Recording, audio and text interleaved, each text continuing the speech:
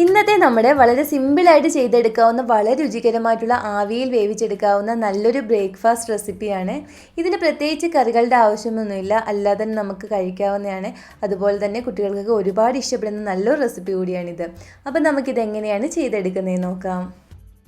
അതിനായിട്ട് നമുക്ക് ഈ ഒരു പാനിലേക്ക് ഞാനിപ്പോൾ ഇവിടെ 1 കപ്പ് ശർക്കര എടുത്തിട്ടുണ്ട്. അത് നമുക്ക് ഇട്ട് കൊടുക്കാം. ഇത് ഏകദേശം 120 ഗ്രാം ഉണ്ട്. ഇനി ശർക്കര ഒന്ന് മെൽറ്റായി വരാൻ ആവശ്യമായ വെള്ളം മാത്രം ഒഴിച്ചു കൊടുത്താൽ മതി. ഞാനിപ്പോൾ ഒരു 1/4 കപ്പ് വെള്ളമാണ് ഒഴിച്ചു കൊടുത്തിരിക്കുന്നത്. ഇനി നമുക്കിതൊന്ന് ഇളക്കി കൊടുത്ത് ഇതൊന്ന് അലിച്ചെടുക്കാം. അതുപോലെ തന്നെ നിങ്ങൾ എടുക്കുന്ന ശർക്കരയിൽ മണ്ണും പൊടിയൊന്നും ഇല്ലെങ്കിൽ നമ്മളൊന്ന് ചീകിയതിന് ശേഷം നമ്മുടെ ബാറ്ററിലേക്ക് ഇട്ട് കൊടുത്താലും മതി. ഇപ്പോൾ ശർക്കര ഇവിടെ നല്ലപോലെ ഒന്ന് മെൽറ്റായി വന്നിട്ടുണ്ട്. ഇനി നമുക്കിതൊന്ന് ഈ ഒരു സ്ട്രെയിനറിലേക്ക് ഒഴിച്ചൊന്ന് അരിച്ചെടുക്കാം.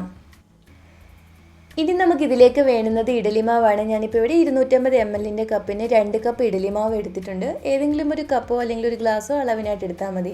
ഇനി നമുക്കിതിലേക്ക് നമ്മളിവിടെ അരിച്ച് വെച്ചിരിക്കുന്ന ഈ ശർക്കര ലൈന് കൂടി ഒഴിച്ചു കൊടുത്ത് നല്ലപോലെ ഒന്ന് മിക്സ് ചെയ്തെടുക്കാം.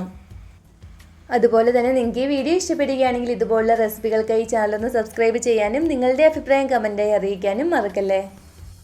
ഇനി നമുക്കിതിലേക്ക് വേണ്ടുന്നത് തേങ്ങ ചിരകിയതാണ്. ഞാനിപ്പോൾ ഇവിടെ 1 കപ്പ് തേങ്ങ ചിരകിയത് എടുത്തിട്ടുണ്ട്.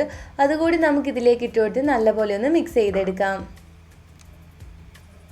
നിങ്ങൾക്ക് വേണമെങ്കിൽ തേങ്ങ ചെറുതായിട്ട് നീളത്തിൽ അരിഞ്ഞെടുത്തത് ഇട്ട് കൊടുത്താലും മതി. ഇപ്പോൾ ഇത് ഇവിടെ നല്ലപോലെ ഇങ്ങനെ ഒന്ന് മിക്സ് ചെയ്തെടുത്തിട്ടുണ്ട്. ഇനി നമുക്കിതിലേക്ക് നല്ലൊരു ഫ്ലേവറിന് വേണ്ടി 1/2 ടീസ്പൂൺ ഏലക്കാപ്പൊടി കൂടി ചേർത്ത് കൊടുക്കാം.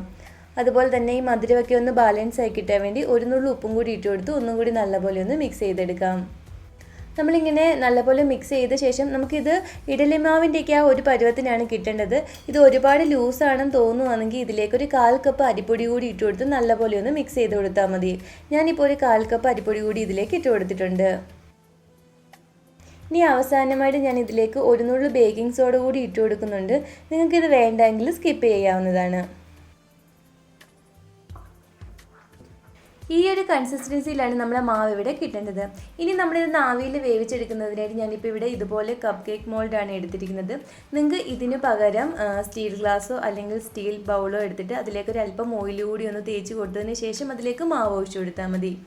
നമുക്ക് ഈ ഓരോ മോൾഡിലേക്കും 1 തവി മാവ് വീതം ഒഴിച്ചു കൊടുക്കാം. അതുമല്ലെങ്കിൽ നമുക്ക് ഇഡലി പാത്രത്തിൻ്റെ തട്ടിലും ഇത് ചെയ്തെടുക്കാവുന്നതാണ്. ഇനി ഇതൊന്ന് ആവിയിൽ വേവിച്ചെടുക്കുന്നതിനായിട്ട് ഞാനിപ്പോൾ ഈ ഒരു പാനിൽ വെള്ളം തിളയ്ക്കാൻ വെച്ചിട്ടുണ്ടായിരുന്നു. വെള്ളം നല്ലപോലെ തിളച്ചതിന് ശേഷം ഈ ഒരു തട്ട് നമുക്കിതിലേക്ക് ഇങ്ങനെ ഒന്ന് വെച്ച് കൊടുക്കാം. ഇനി ഇത് ഓരോന്നായിട്ട് ഈ ഒരു തട്ടിലേക്ക് ഇങ്ങനെ ഒന്ന് വെച്ച് കൊടുക്കാം. നമുക്കിതൊരു 20 മിനിറ്റ് അടച്ചു വെച്ച് കുക്ക് ചെയ്തെടുക്കണം. ഇപ്പോൾ ഒരു 20 മിനിറ്റ് കഴിഞ്ഞിട്ടുണ്ട്. എന്തെങ്കിലും ഒരു സ്റ്റിക്ക് കൊണ്ട് വല്ലതും ഒന്ന് കുത്തി നോക്കിയാൽ മതി. സ്റ്റിക്കിലൊന്നും ഒട്ടിപ്പിടിക്കുന്നില്ലെങ്കിൽ ഇത് കറക്റ്റായിട്ട് കുക്കായി വന്നിട്ടുണ്ട്. ഇനി നമുക്കിത് തണുക്കാൻ വേണ്ടി മാറ്റി വയ്ക്കാം. അങ്ങനെ നമ്മുടെ വളരെ പെട്ടെന്ന് തയ്യാറാക്കി എടുക്കാവുന്ന വളരെ രുചികരമായിട്ടുള്ള പലഹാരം ഇവിടെ റെഡി ആയിട്ടുണ്ട്.